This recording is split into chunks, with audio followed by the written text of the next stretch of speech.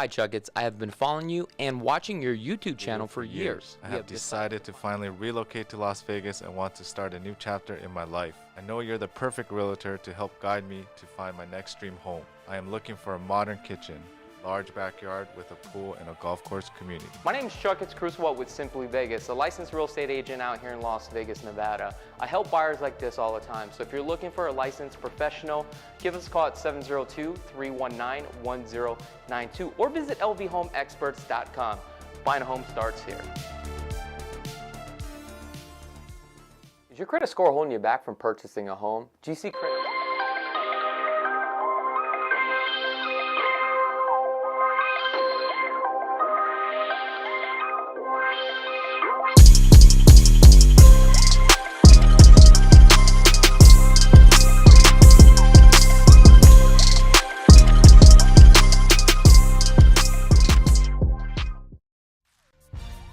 What's up, everybody, and welcome to the LV Home Experts Podcast. This is where we talk about real estate and financing.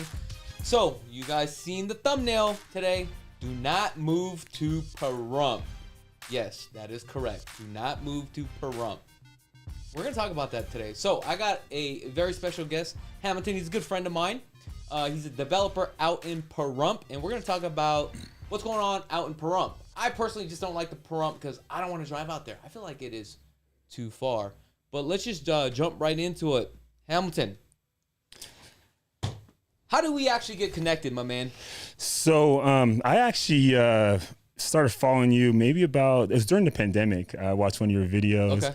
And so I was following you there. And then I got a phone call about a friend that was doing some projects here in Vegas. And then I've never heard of Pahrump. And so at that time, he asked me to come out here to Vegas, visit Pahrump, and he showed me all the opportunity out there for development.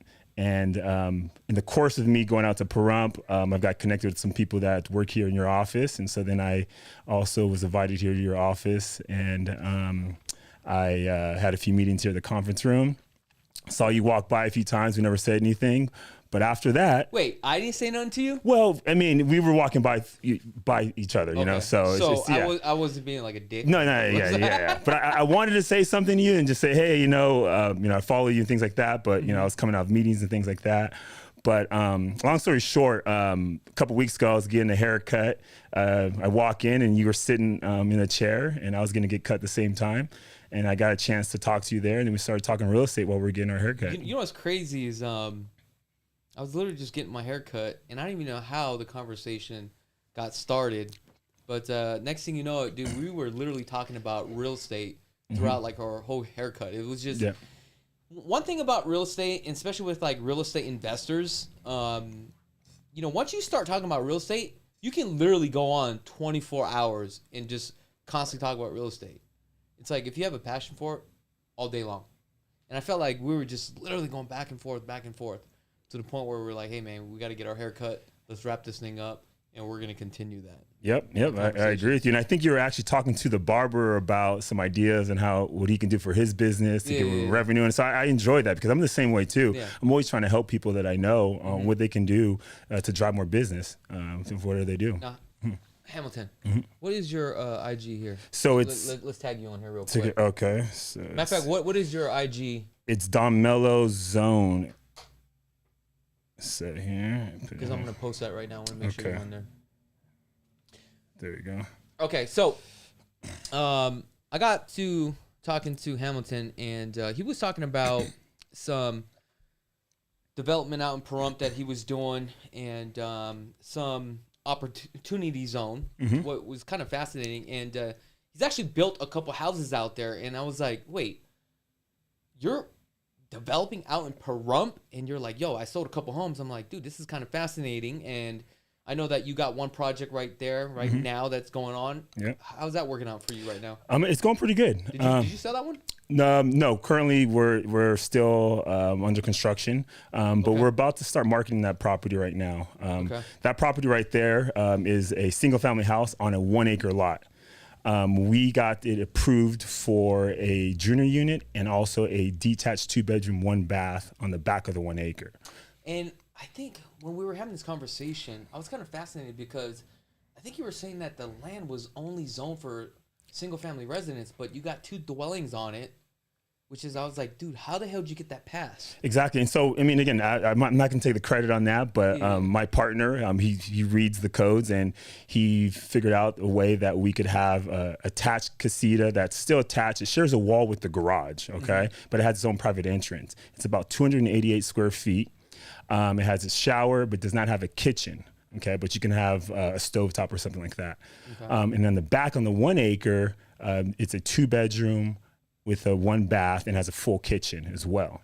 And so it's great for a first-time home buyer because they can live in the house, rent out the junior unit, and then maybe they have a family member living with them. They can also have them live on the property, but it's going to be off-site and from the main house. Now, is the utilities all connected together, or how does that work? Yes, it's all connected together. Yeah. Okay. Yeah. So when we're moving out to Pahrump, but you know what? Let me just back up, because there's such a bad stigma about Pahrump, right?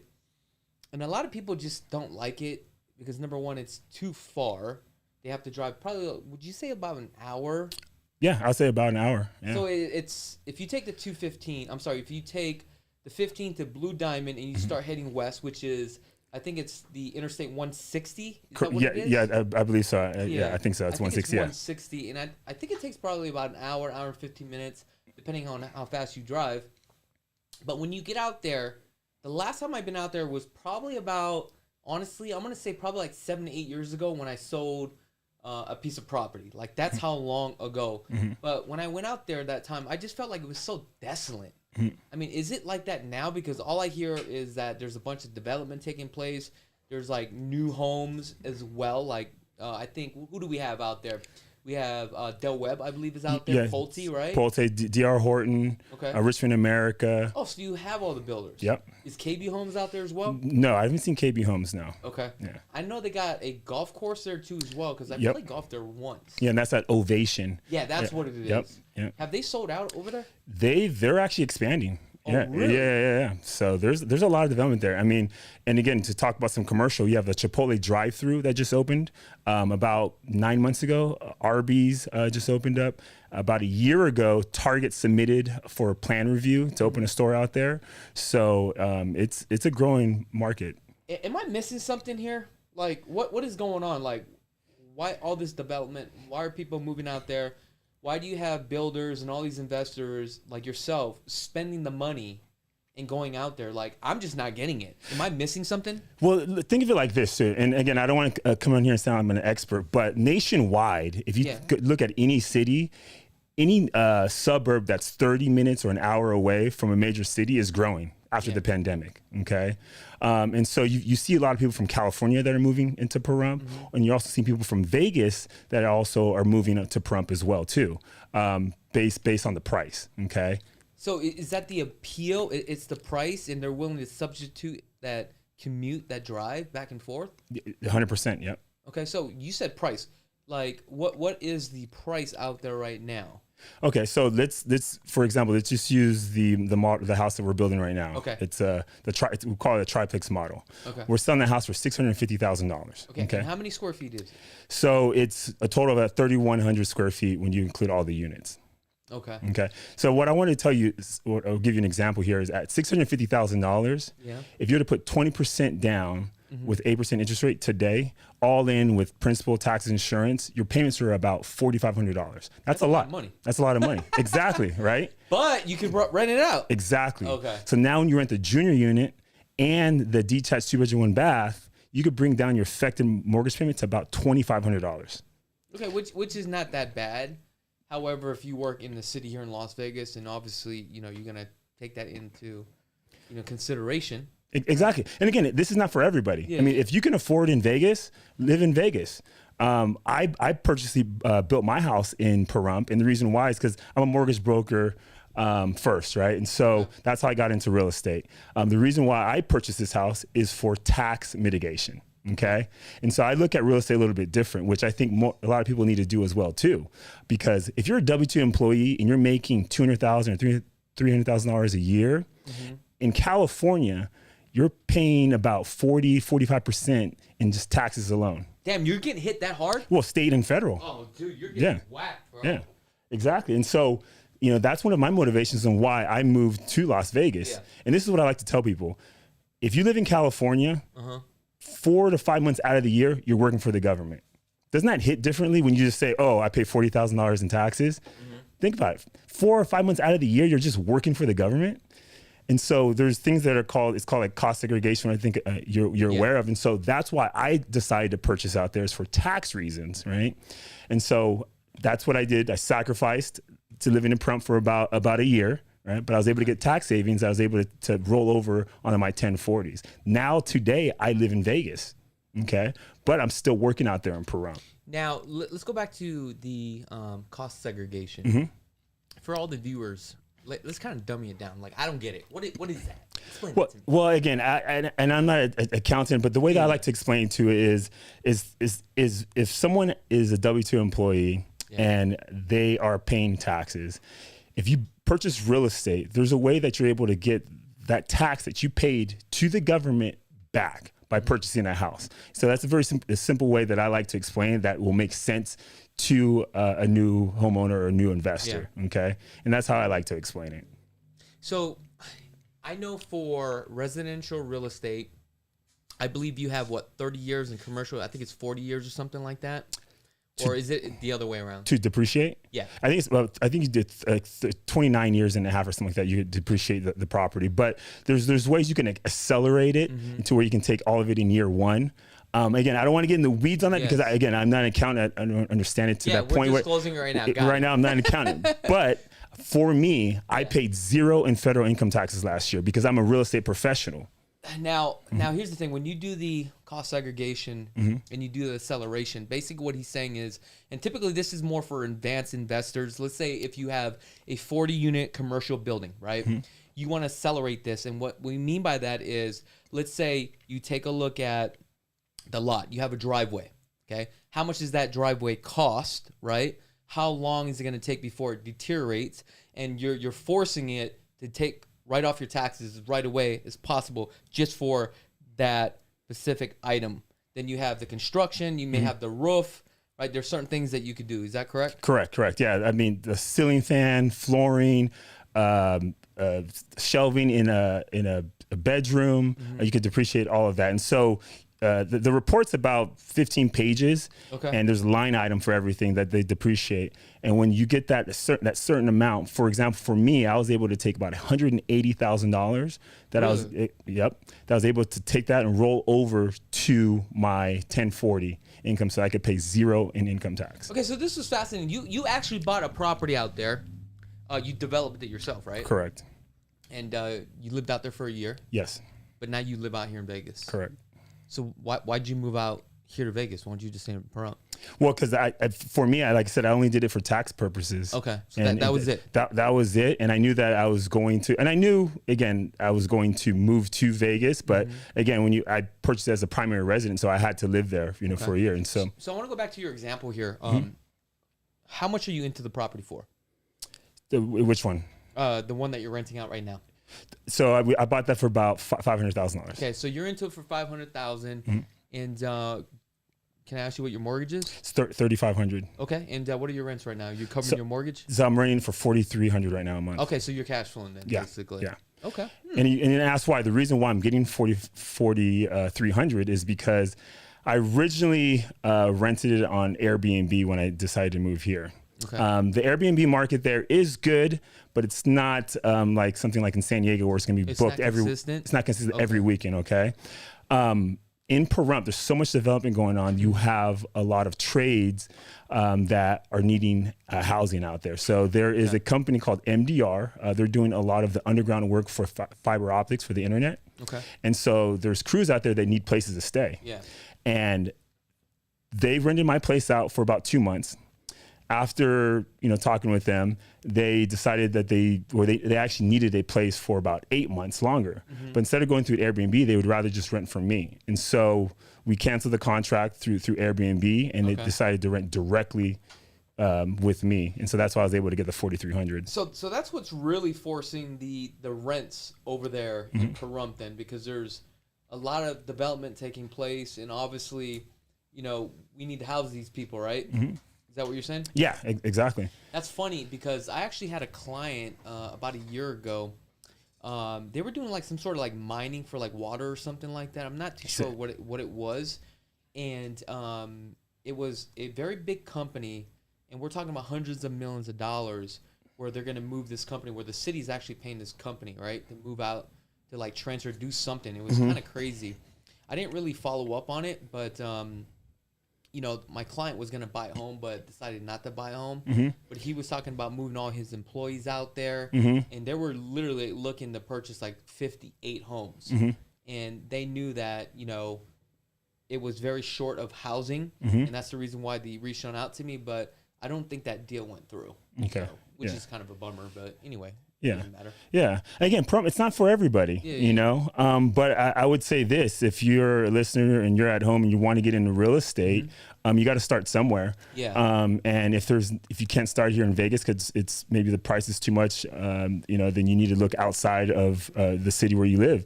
And to give you an example, I'm from San Diego. This place called Temecula, which is an hour away from San Diego. 10, 15 years ago, people were buying houses out there, and it was a ghost town. I mean, I'm sure you've heard of it now. It wasn't like Pahrump though. But you understand where Pahrump's going though. I mean, again, there's the builders are out there, right? So let's go through it. We already have like the big builders out there. You have a Chipotle, a big corporation like that just opened. I ain't moving out there because of Chipotle, bro. No. And again, let's think for investment, okay?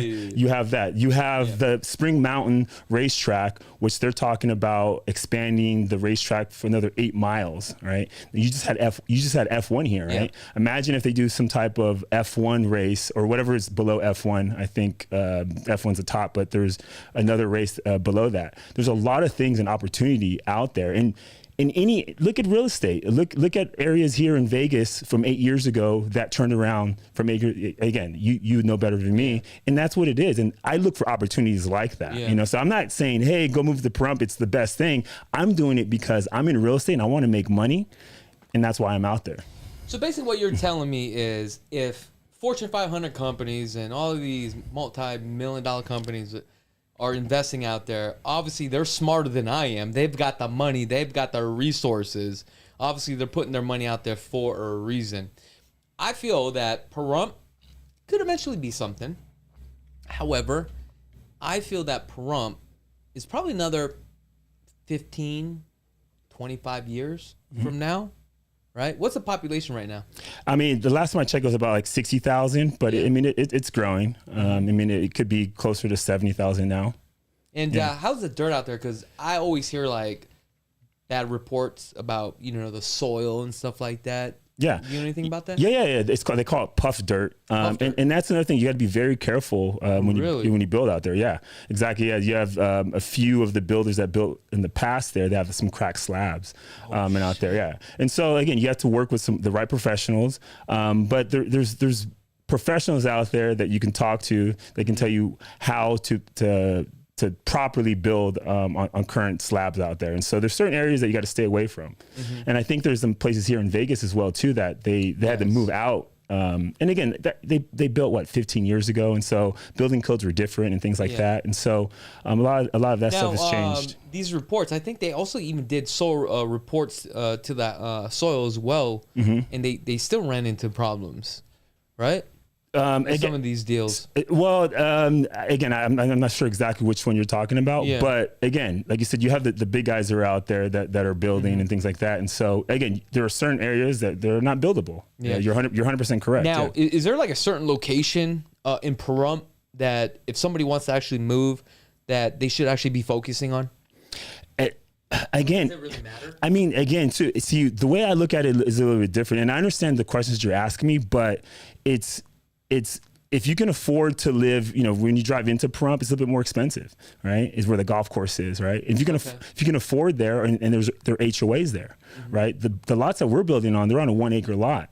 I mean, you can have horses out there if you want. What if you have four-wheelers and, you know, all the outdoor equipment, things like that, right? I mean, today there's a lot of multi-generational families living together, living in the same household, right? Really? Think about, you know, if you buy something on Pahrump, you can have that person living on the lot, but again, they're in the back there. So it's not for everybody. And so when we're selling a house, we're talking to specific people, right? We're not trying to build 100 houses, right? Yeah. And that's the way I look at it, you know? I feel like Pahrump, like if you kind of want to get away Mm-hmm. from the city life, but you know, you want the city money, Yeah. right? Mm-hmm. Because that's where the money's at. Yeah. And you want to have a big piece of land. Mm-hmm. If you want to have, you know, some animals. Yep. Because I do actually have friends that live out there. But like I said, I don't drive out there. But last time I went out there with a couple friends, right? Because like I said, they have a house out there. They've got like horses and stuff. It's kind of crazy. Yeah, it's crazy. And they're willing to sacrifice that because it's really a lifestyle out there. Exactly. And it's completely different from the city out here. Exactly. Yeah. I mean, me just being here in Vegas, I like Summerlin. You know, it looks beautiful. It reminds me of Orange County. Yeah. But I personally wouldn't live there. You know, again, that's just my personal opinion, right? Yeah. I like living close to the airport because I have friends that come in town. It's easy for me to visit. Actually, let me give you an example. Last night, I got to see a friend from Israel that's here for AWS conference, which is huge for Amazon. I got to spend 2 hours with him, meet some other people, some tech guys and AI and things like that. I mean, that's great, right? If I was in Summerlin, I'd have to think about it a little bit more, right? Because, it'd probably be 40 minutes, round trip and all that, which is not the end of the world, but living in Henderson or close to the airport, for me, it's better, right? And so, does Pahrump have an airport or anything like that? There is a small little airport, but they're talking about expanding that too, as well. That'd be kind of dope, man. Because if you think about it, if they could do like a mini airport, but obviously the population would have to be probably like 250,000 people by the time they build an airport. It would make sense. You know what I mean? Exactly. But if they had one, I think that would be a game changer. Yeah, or even like some type of train too, right? Because think about with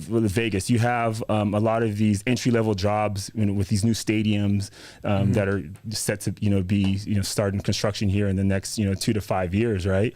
And I know you could probably talk about this. Housing. I mean, is there a housing shortage here in Vegas? Do you think with all these new, like even the Fountain Blues going to start opening up and things like that?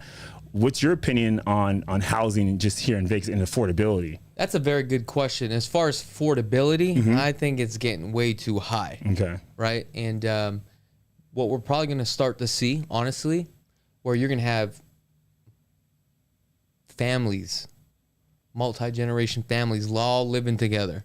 I guarantee it's eventually going to be like that. That's if pricing keeps going up. And I always talk about this all the time because at $80,000 a year here in Vegas, and the median price point for a home literally just went up. It's about $465,000. That is kind of ridiculous. Yeah. There is no way that, how does somebody afford like a $3,800 payment? Yeah. That is very high. And with the cost of living and stuff like that, it just doesn't make any sense. But again, that's where people are like, hey, maybe I'll go to Pahrump. Exactly. Right? But I do have friends that are investors that are looking out in Pahrump and have bought commercial property also on Pahrump. And I was like, dude, dang shit out there. What are you doing? Yeah. But they closed on a couple deals, commercial deals. And the cap rate is pretty high. Like they're actually making some money. I can't believe it. But I need to go out there and I got to see what's going on, right? Because like I said, I haven't been out there for years. I agree. Yeah. And at the end of the day, if that's where the money's at, then that makes sense. But for me as an investor, that's just not my play. Yeah. That's not my playground. Yeah. So I'm not even touching that. Yeah. I think there's still opportunity here in Vegas. You just got to dig through the trenches and you got to find it. I mean, that's basically what it is. Exactly. And every once in a while, I'll find something that's really good. I'll pull the trigger. We'll maybe, rehab it, rent it out for a year or two. Yeah. Makes sense. Hey, maybe I should sell it. We end up selling, making, a couple $1,000s, move on to the next deal. That's just the way it is. But for a lot of my viewers, they know that my next play is going to be, 40 units because that's where the real money's at. Yeah. As far as cash flow. Yeah, right? Yeah. Well, again, too, and that's where you are, because again, too, you go on YouTube now, people are saying, "Oh, don't buy a single family house or don't buy a fourplex. Invest with me and buy a 20 unit." Again, I understand that person that was trying to market to to people because they want people to invest in their fund. But I don't really believe that, because I got started by buying a triplex in real estate, and then I got it approved for an ADU, sold it. I got lucky during the pandemic because, you know, the prices went up and I was able to sell it. And so I always tell people, you know, again, that's a good place to start, dude. It's a good, right? It really is. It's a good place to start, right? And especially now with nationwide, you're going to see this more and more, or they're opening up the laws with the ADUs. And with the housing shortages that we're going to continue to see, we have to start thinking about single family lots with big lots that you can add value to it. And so that's what I like to do. And so in Pahrump, there's so much land and there's so much value that I can add by adding the dream units and the detached units, that it just makes sense, you know? How much is an acre right now out there? Roughly, roughly say 25 to 40,000. 25 to 40,000 for some poof ass dirt. Yeah. Yeah. Again, you have to be careful. Yeah. Where you're buying dirt. And then there's another thing too. And again, I don't know if you want to touch on it, but there's a big opportunity zone in Pahrump as well too. Again, and those are other reasons why. Maybe that's for another show and things like that. But what I got to tell you is, people are always looking at the deal on real estate, which of course you have to look at the deal, but you need to start looking at taxes. It's called tax mitigation. Yeah. I think about 2 years ago, the light bulb went off, and it's like, there's a lot of people out there that are earning money, that are doing well, but again, they're paying taxes about 4 to 5 months out of the year. It's going to the government. What if I told you you can reclaim those 4 to 5 months and keep that money in your pocket? Then you can use that money to go buy real estate. Yeah. What would you say? I say that's probably a good deal. Exactly. But it also depending on your financial situation too as well, because every investor is completely different. Exactly. Yeah. If you have an investor that's, you know, liquid, you know, 20 million, then that may make sense, right? Versus an investor that only has 2 million and they got to reposition to go out and get more cash flow, more property, and build their portfolio. So it's a case by case basis. So it's not, you know, one answer fits all, basically. I'm trying to say. Yeah, exactly. But right now, if you can fund a deal all cash and you can get a 6 or 7% cash on cash return, that's a good investment, right? I would say no. Here's why. Okay. Because with inflation, I think inflation is a lot higher than they say it is. I believe inflation is probably around 9%. Okay. So for me, if I'm going to do a cash on cash return, it would have to be above 9%. Okay. Just for me to get my money back. But as far as like tax, you know, savings and stuff like that, you got to take a look at all that, right? Yeah. Then at that point, it may make sense from a, you know, a tax perspective. Yes. Then yes. So again, it's a case by case basis. But for me right now, that is just not my play. Yeah. Yeah. Right. So again, it depends on who the investor is, who you're talking to, what their strategy is, where they are at currently within their portfolio. And you may have some properties like that within your portfolio. So it's all case by case. Exactly. And I agree with you too. But and I'm gonna give you another analogy here too. So let's just say someone here in Vegas right now with 8% interest rate. Yeah. You know, if they're going to be purchasing a house at $500,000, right? Put 20% down, their mortgage payment is probably going to be about $3,500 all in, tax, insurance. Do you agree? I would say so, yes. Okay. And here's the thing. I'm not a lender. These numbers are not solid. We're just giving you an example, guys. Exactly. That's all it is. Yeah. Okay. It's an example. And the reason why that individual is deciding not to buy a house right now is because they're paying $2,200 for rent right now. So they're thinking, why would I get rid of my $2,200 rent payment right now to go buy a house and pay $3,500, right? That's what most people's argument of why they're waiting right now, correct? But you got to look at the whole picture, right? At the end of the day, and this is probably where you're going to lead up to, but I'll let you continue. Okay. So if any listener they're in that situation, they're waiting to buy a house. Now, let's say the rates do start to come down. What's going to happen to home values?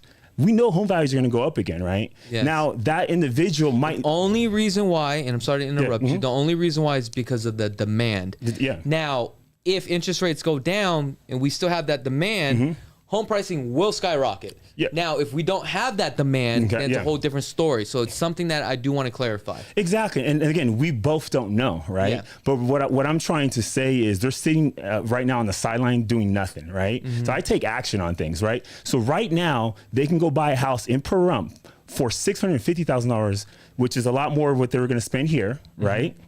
live in the 3-bedroom, 2-bath, rent out the junior unit and the detached 2-bedroom, and their mortgage payment is at $2,500. Yeah. Right. That's exactly what they're paying for rent right now.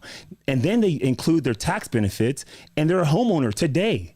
You know, and then they can continue in doing whatever they're doing, not to worry about what rates where you're going to do. You got to find something. You got to find what I try to say is you got to find value in other things, you know. And again, I'm very passionate about real estate because it's life changing, you know. Yeah. And so I'm talking to those individuals, right? That's why I'm in Pahrump. And so those are the people that will see the value in Pahrump, you know. Okay. And let's go to the opportunity zone. I want to talk about that. Okay. It does benefit a lot of investors, like I said, if you're heavy in cash, right? Yeah. And you don't want to pay the taxes. The only thing that I don't like about it is that you can't cash out your money right away. You're required to hold it for a certain period of time, right? Well, you can cash out after 2 years, and then you can use that cash to do whatever you want with it. I thought it was 10 years. No, you have to keep the asset for 10 years. Okay, that's what it is. Yeah. And so basically in the opportunity zone, so it's you have to have a capital gain to invest into the opportunity zone. Okay. Now, let's just say, for example, you sold a business. You know, you spent when you went into the business about $500,000, and you're selling today at $1 million. You would have a capital gain of $500,000. Correct. Right. And so right now, when you sell a business, there's nowhere you can move that capital to mitigate those taxes. Yeah. Right. But with the opportunity zone, you can. You can take that $500,000. It can buy you one house in Pahrump. It'll be free and clear. So now you can start receiving about $2,500 a month in rental income. Okay. So let's go back now. So you sold that business for $500,000. If you were to pay taxes on that, I would say you'd probably spend about $250. Okay. Yeah. And that would be, you know, next year you got to pay that $250. Yeah. In the opportunity zone, you're able to defer your taxes as of right now until 2026. So that money is free play money until 2026. So let's say it takes 6 months to build that house. And so for the next 2.5 years, you're receiving $2,500 a month. In 2026, then you have to pay the taxes on that capital gain from that business. Yeah. But by then, you have a new asset, you have rental income, and you can use that rental income to pay your capital gains. Now you still have an asset free and clear. Yeah. Okay. If you decide you want to refi, you want to create more leverage, then you could pull cash out and you can go buy real estate, or. But you would have to wait until the market is probably about 4%, 3%, whatever it is, so that way you get a good deal on your money, right?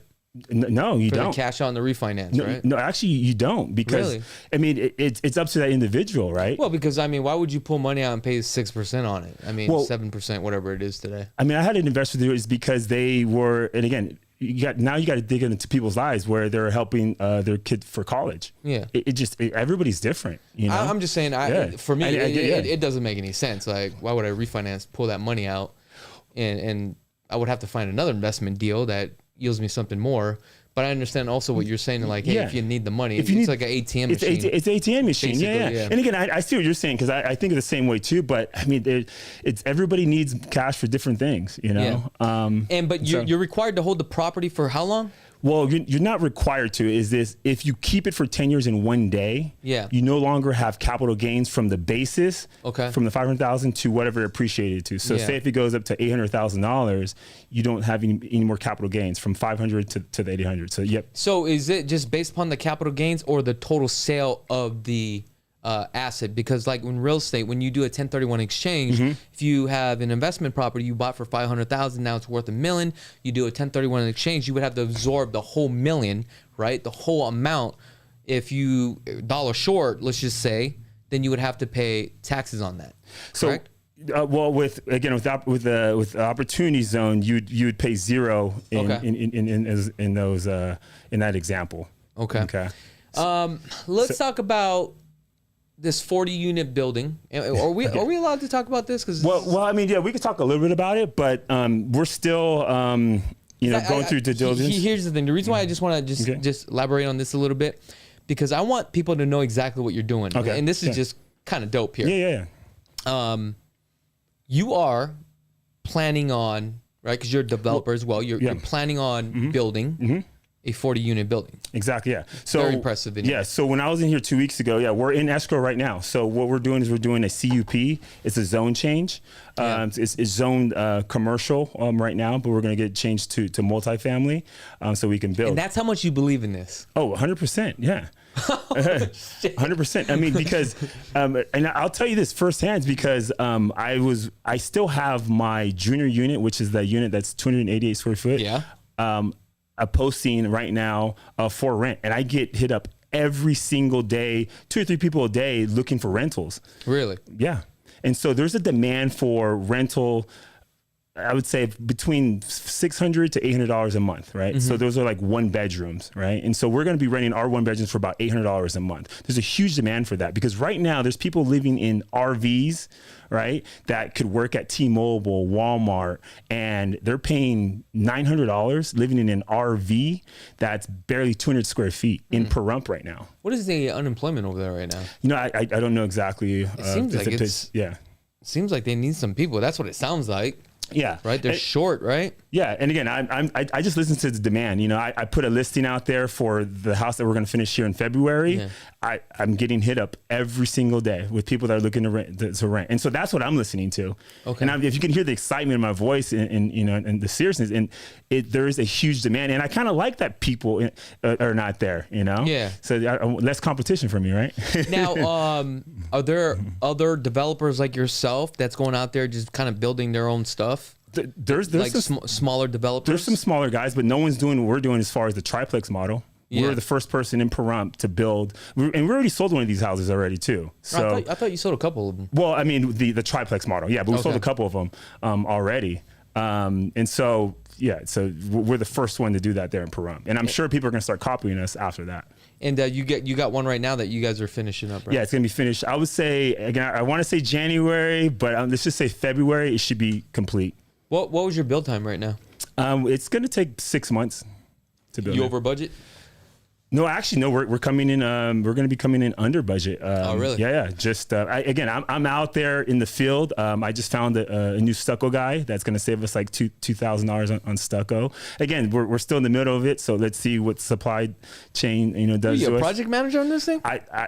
Yeah. I mean, I do it all. Yeah. I mean, we have. How do you do all this, man? I'm confused. This is what I do. I'm a mortgage broker. I'm a developer. I'm an entrepreneur. I mean, this is. Are you listening to this, John? You know how much work a project manager? Well, okay, let me back up. We have a contractor. He's doing 100% of the work, right? Okay. But again, I still want, just like you, I want to learn, right? Yeah. And so I'm always trying to find good deals, right? And so that's what I'm doing. So when I say I'm project managing it, I'm overseeing everything on top of him, right? Yeah. That's it. So I want to see what kind of comments that we have here. Anything good? Let's take a look. People are talking about the soil. What's that, 3 to 5 years? Oh, 3 to 5 year thing that will be pretty decent. It says both Hollywood and tech companies are moving out there. What's that about? Is that true? And that's the only thing that is... what do you mean Hollywood is moving out there? What does that mean? What's... drawing a blank here. The guy that just moved here from LA. Mark Wahlberg? Exactly. If I ever run into him, I'm gonna talk to him. I'm gonna call me. I'm gonna talk to him about. Call me. Yeah, I'm gonna talk to him about Pahrump because there's a lot of opportunity out there for studios, and within the opportunity zone, there's tax benefits for these studios to build out. Who the hell's moving to Pahrump? I'm not understanding this. These movies. I gotta go out there, bro. Yeah. You hyping me up right now. I'm actually going out there this weekend. If you want to go, let's go this weekend. No, I don't want to drive out there. Call me out. No, I ain't going out there. Yeah. But you know what's crazy? I will sell a house out there. Yeah. So if anybody wants to buy a house, I'll drive out there. Yeah. No, again, I think once you go out there and I'll give you like just some insight. When I was living out there, I was actually going to Walmart a lot. Decorating the house and things like that for the Airbnb. And I like to use this comparison because I lived in downtown San Diego, right? Okay. It's a real metro area. So you can go to a grocery store. I can be in line. Someone like yourself, the way you're dressed, designer shoes and things like that. I'll see you. And then maybe someone behind me, I'm like, okay, they live in Pahrump, or you could just kind of tell it's still different. I see a lot of that in Pahrump now. Is there stigma in Pahrump? Because the last time I went out to Pahrump, right, and I was selling a home, another agent didn't like me because I was an agent out in Las Vegas. Yeah. They're protective about where they grew up from. 100%. So that stuff is real out there. Yeah, it is real out there. Yeah. And so that's why I wanted to just finish that thought on that. It's just I'm seeing people that are obviously working in Vegas, and again, it's at the end of the day, they're at Walmart picking up a few things and they're going home. And it reminded me of San Diego, because living in downtown San Diego, that's what you would see in that area. And so I saw it firsthand, by living there in Pahrump. And so that's where I could speak on. I'm gonna read some of these comments. Somebody just says, "Why is the rent so high?" And demand over there, it doesn't make any sense. The rent that I'm getting? Yes. Well, I'm getting, because I'm getting corporate rental. Right? Okay, I'm renting to a company that there's like 4 or 5 guys. They're doing the underground work for the fiber optics for the internet out there. Okay. Yeah. So you just find the right people. I found the right person. Yeah. Okay. I could probably get, let's see here on that. Somebody says, Pahrump, here I come. Yeah. Go ahead. It would probably be about $2,500. I would get $2,500 for the house that I have out there. So my mortgage payment is $3,500. So I'd be negative $1,000. But again, if I show you what it did to my taxes, I paid 0 in federal income tax. I'm not worried. I wouldn't be worried about that, even if I was negative.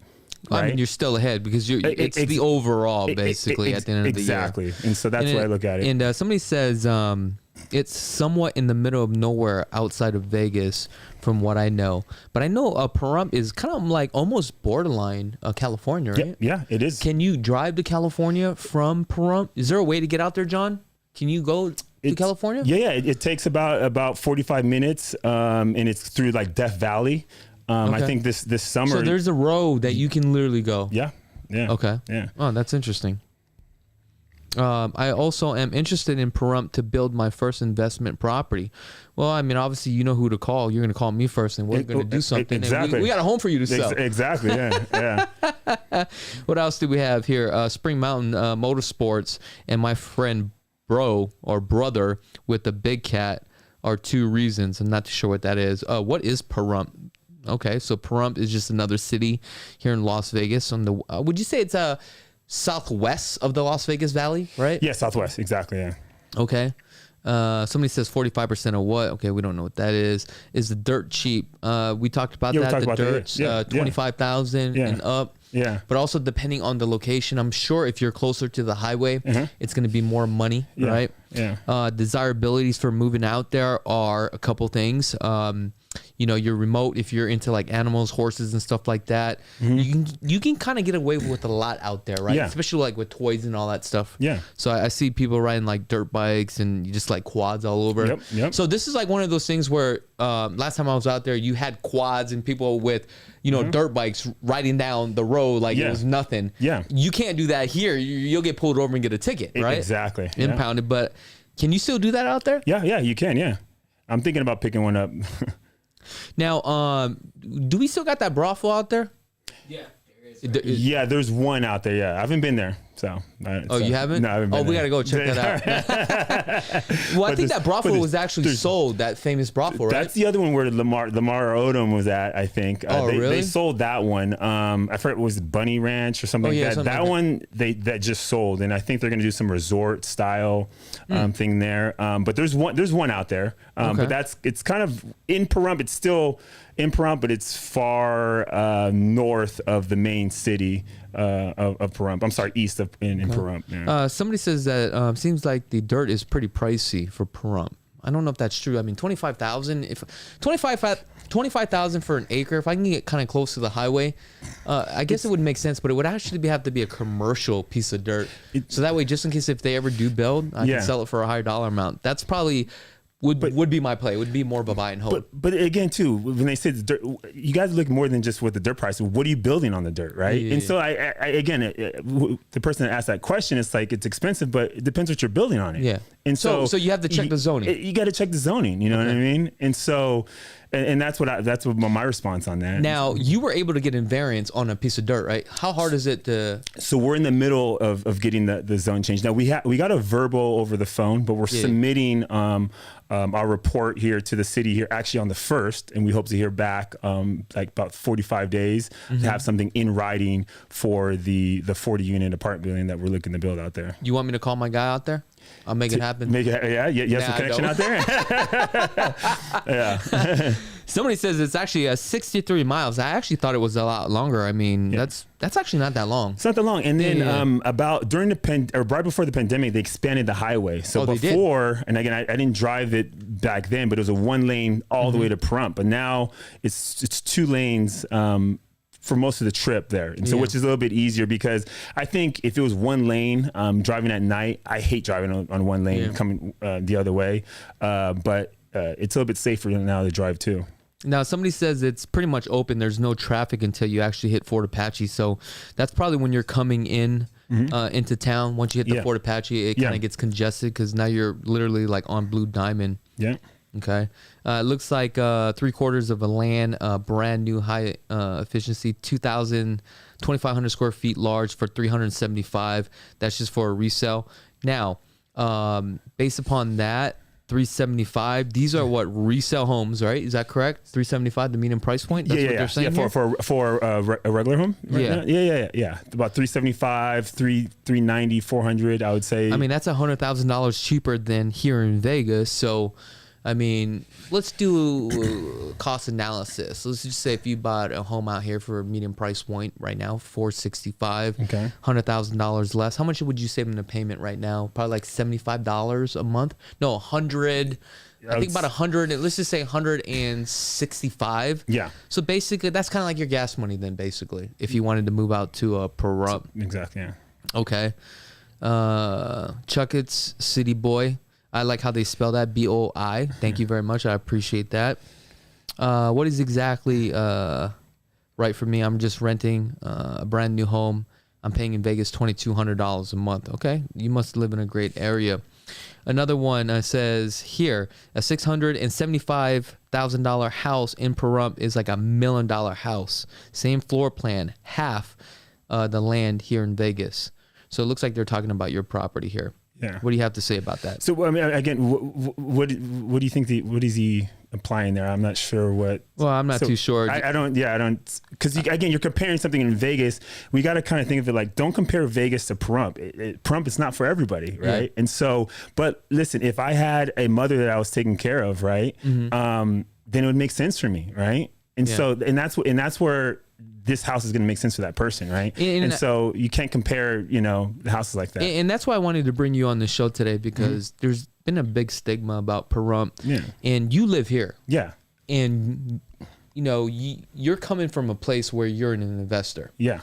And you are literally dumping your money and you believe what's going on. Yeah. And I think this is important to bring you on, because so that way we have a different perspective, right? Yeah. And I'm not trying to really fire all this stuff at you and be negative. I just want people to see both sides of Pahrump. Yeah. And that's the reason why we had this the thumbnail, right? Pahrump sucks. Yeah. But it's not for everybody. Like I said, it's not for me, but it is obviously for you for tax benefits, right? Yeah. So it's a case by case. And he goes, the gray hair guy said dope. Hey, you know what? These houses are pretty sick. You want to see what a house looks like? Yeah. Let's pop it up. Yeah. And damn. Yeah. Hey, is that your house? No, it's not. Oh, we should have put up your house. That would have been a good plug. Yeah. How much is this one, John? I think it said 1.8 million. I don't know, but this is. I mean, look how big that is. That's. Yeah. I mean, that's like a $10 million house in Vegas. Yeah. But then again, I'm not gonna. I wouldn't go buy that house though. And again, see, for me, I wouldn't. I love the fact that you just said that. Yeah. Where you're willing to dump your money as an investor, right? Because now you're saying it only makes sense depending on you as a person. Yeah. Dude, look how much land you got. Yeah. You don't get all that land, do you? No, I know, but yeah. Hey, you get the mountains and all that. I mean, who knows? You may get all that. Was that the old Bunny Ranch, I think? No. Okay. No, that's a house, bro. I mean, look at that driveway. How much is that, John? Is it really $1 million?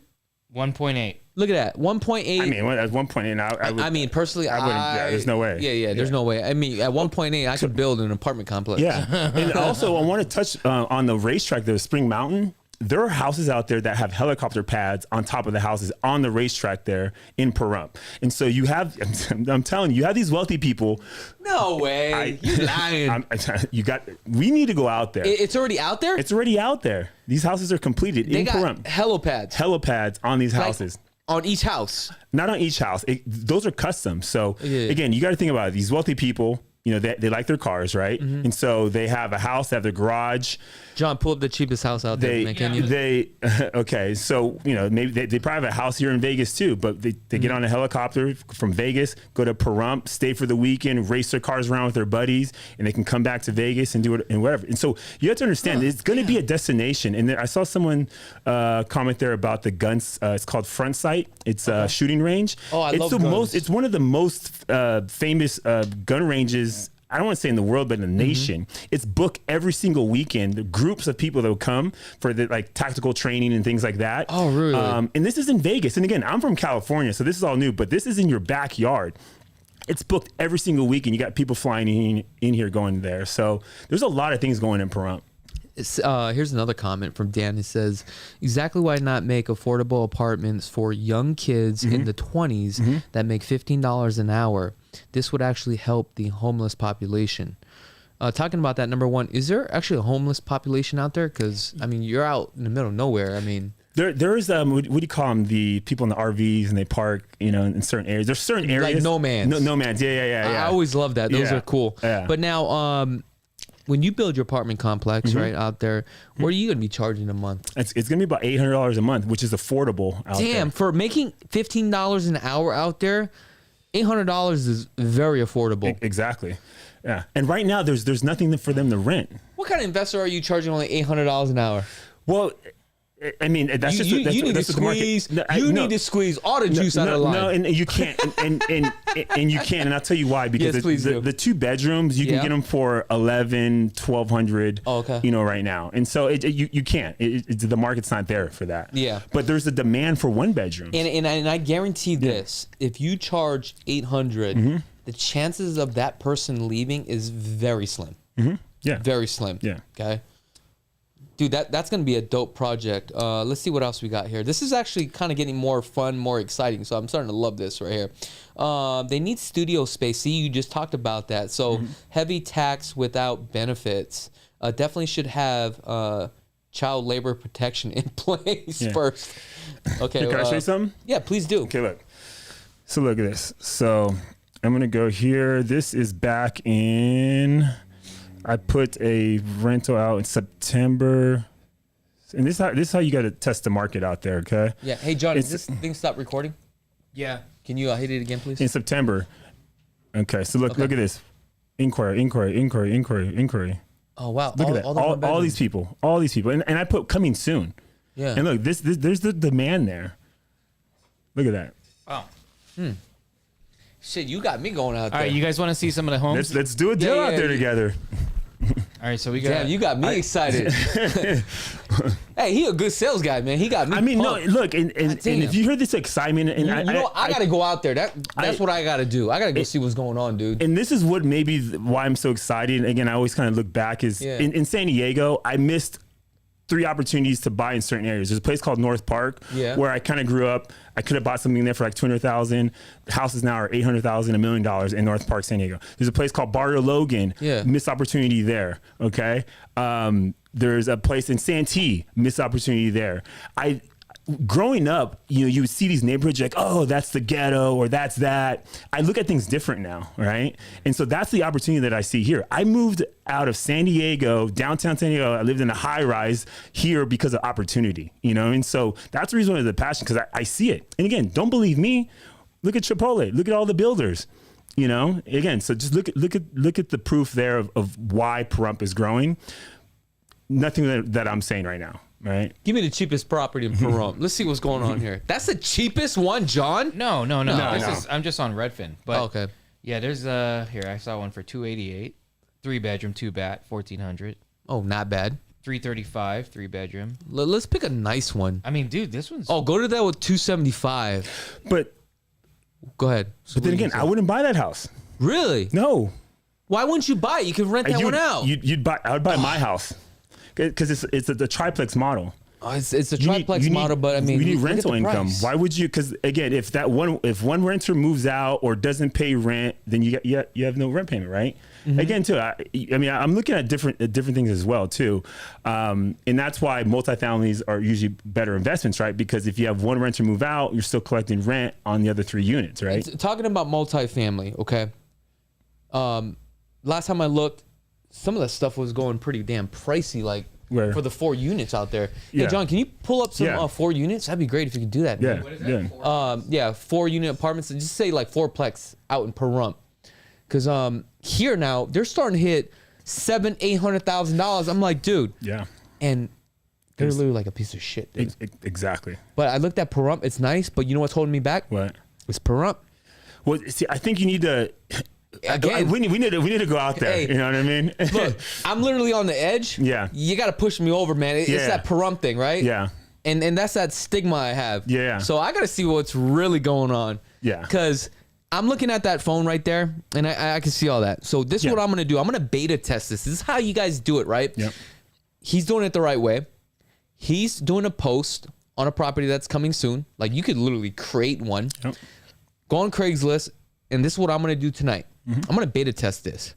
Because I'm not saying I don't believe you. Yeah, But yeah. proof's in the pudding. Yep. Number one, I would have to drive out there. Number two is I'm going to do a post, and I'm going to see exactly how many calls I actually get. Because if I get calls, that tells me that there is a demand. Okay, but what are you going to post for what type of unit? That's 1 bedroom. Okay. I'm going to do the exact same thing. Because Gotcha. I want to see. Gotcha. Then I'm going to do a 2-bedroom. Mm-hmm.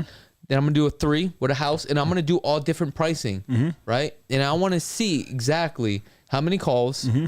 And I want to see where that demand is. Okay. Yeah. And if I'm getting like a bunch of calls, right? And it's all about beta testing, right? This is what we call split marketing, right?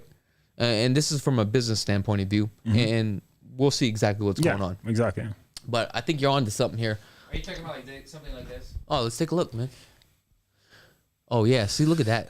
What do you think about So this one? 5,000 square feet. I mean, again, for me, I'll build my own. I wouldn't buy that, but Well, you can yeah, see but here's the thing. You're not building your own for $650, bro. But the land is so cheap. 650. Let's see here. I mean, let's get real, right? You're building yours a lot cheaper, but you're selling for $650. So your dollar cost per average and your cost per build is a lot lower. Your This is- returns are going to be a lot higher. This is a 4-unit. There are 1 bedrooms. Nah, these are probably all two bedrooms. And how much can you get a 2-bedroom for right now? For a rent, Yeah. 11 to 1,200. Okay, so let's just say 1,200, right? You take 1,200, you take that, you times that by 4. Now we're at 48 times that. Take 48 times that by 12. Now you're at 56,000. Take that, divide that by, what's the asking price on here? 660, right? Let's go 660. So your return is 8.7%. Not included all the other stuff. This is just like kind of like a quick math. That's actually a good deal. I mean, that's that's some actually pretty good. good. Yeah, that's yeah. pretty That's- good return. You see what I'm saying? Now we're starting to hit that 9%. That's actually a good. Now, deal. when we start including tax incentives and all that stuff, Yeah. there we go. Yeah. Now this makes sense. However, I feel like I can get a better deal than this. I mean, there's probably a property out there that probably needs to be rehabbed. But here's the thing: at 5,000 square feet, I'm sure you can probably build for a lot cheaper. No, they're doing 134 square foot. No, I think You don't that's- think so? No, I think that's pretty good? That's pretty good. That's pretty Ooh, good. so guys, there could be a potential here. The difference is it's built in 95. Probably, you know, But it has been rehabbed. But it's been rehabbed. Yeah, exactly. Now, the other thing is that with the new guidelines, your lender, right? Fannie Mae just came out. What is it?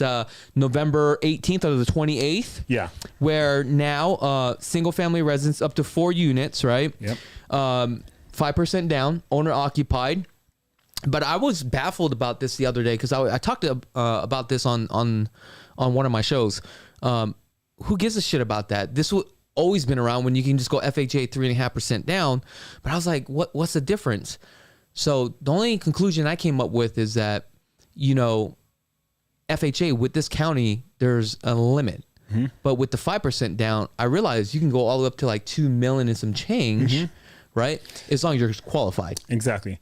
But in this case, it won't really matter. But I'll tell you a couple reasons why. So they're different. So on the FHA, you still have mortgage insurance that you'd have, and it's a lot more on FHA. Yeah. Right. And I would say on something at $500,000 on FHA, you're going to pay $400 a month on mortgage insurance, where on conventional, it could be $150.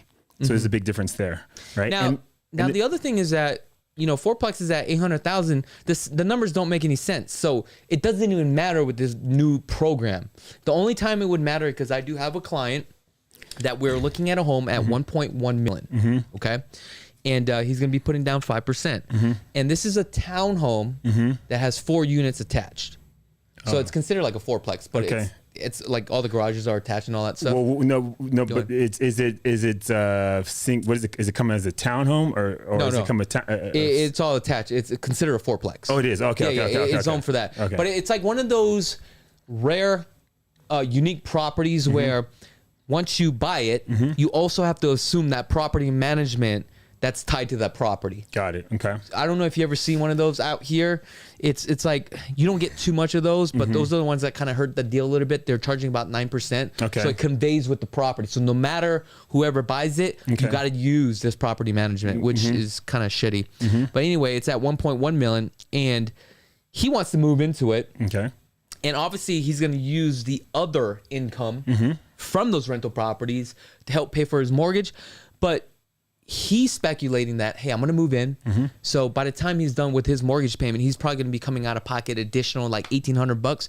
But it's just like paying for a house. But he's just holding on to it for future growth and equity. Exactly. And then he has tax incentives too as well. Yeah. So that play made sense for him. Yeah. But he did ask me, hey, would you buy this? I told him, hell no, I wouldn't buy this. It doesn't make any sense, right? Because the numbers. But again, I'm not in his situation. Exactly. Right? So it's a case-by-case basis. Yeah. So something I wanted to share with you. Yeah, no, I think that's great. Yeah, it's case by case. And another note there too is I'm sure you've had some offers when you're the listing agent, right? And you can see an FHA loan or conventional loan. And again, you'll probably you talk to your clients and you're saying, hey, you have this offer, it's FHA, and appraisals and things like that are a little bit different. Those loans are a little bit different. And you might go with a conventional loan because you know that buyer probably would go through the buying process a lot faster than FHA. So you got to look at it that way too, right? And so there's a big difference. In that case, but also on the flip side, as an experienced agent, right? When I first started, a lot of people used to frown upon that, right? Yeah. And you can't go with that stigma. Because and I agree with you. What happens is as you become a seasoned agent, right? And let's just say I have a listing in your scenario where if I get an FHA versus a conventional, at that point, it doesn't matter to me anymore. What matters to me is number one is what my seller will net. Okay. And have we vented the buyer? Because sometimes you can have a conventional loan. It looks great. But then on paper, right? Let's take a look at the guidelines, right? Let's see exactly what your contingencies are, because you may not be a strong buyer, or you may work with a lender, or he's working with a lender that spits you out in an approval letter where they ain't really fully approved. Exactly. When I vent the FHA and I know they got money in the bank, you know, all paperworks have been turned in. We have full underwritten approval. We just need to identify a property. We just need to get the appraisal. We're probably gonna end up going with this one, right? But again, it's a case by case basis. Yeah. So exactly. But I also understand where you're coming from, because the first thing that comes to my mind, conventional is better because it's a lot easier to do. Yeah. But I also want people to understand that's not always the case. Yeah. And also, if you have a cash buyer versus a conventional buyer, you would always say, hey, cash buyer. But that's not necessarily true, because cash buyers always want like a discount. Yeah. But the only difference is there's no appraisal. But if you price the home correctly, or sometimes you may get a conventional buyer that's willing to pay a little bit more and waive the appraisal, whatever it is. Yeah. And you're going to make $5,000 more. The only difference is you have a closing that's 14 days versus another lender could do it in 20 days. If you're going to make another $5,000 in 6 days, you'd be stupid to take a cash buyer. Yeah. Right? Exactly. And I agree with you. And I'm sure you know the tactics too. When they come in all cash, then once they have it in escrow, then they're going to ask for all the repairs. Yes. And they're going to come and want a deal. It seems like a more hassle. Exactly. And then you wasted 30 days, right? You should have just went to conventional. And so I think that's experience, talking there. And also what it comes down to is if it's a primary residence versus a cash buyer that's an investor, because all they do is they don't get emotionally involved. Yeah. It's all a numbers game. And look, guys, I'm guilty of this too.